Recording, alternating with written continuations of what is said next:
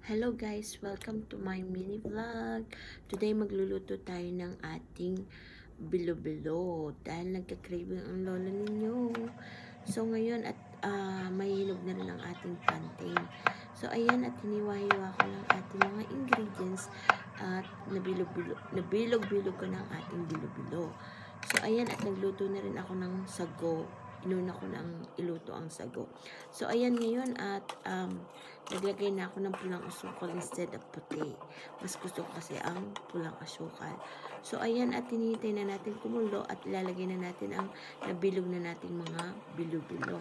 At pagkatapos na natin may ihulog ang ating bilo-bilo ay isusunod na naman natin ang ating sago at pagkatapos nun ay ilalagay na rin natin ang ating kamoting kahoy at ihuhuli natin ang ating plantain or saba dahil mas madaling maluto yun at baka madurog. So ayan guys, at nilagay ko na lahat ang ating mga ingredients at hihintay na lang natin maluto ito at nilagyan ko rin pala siya ng condensed flavor ube at lalagyan din natin ng pampalapot yung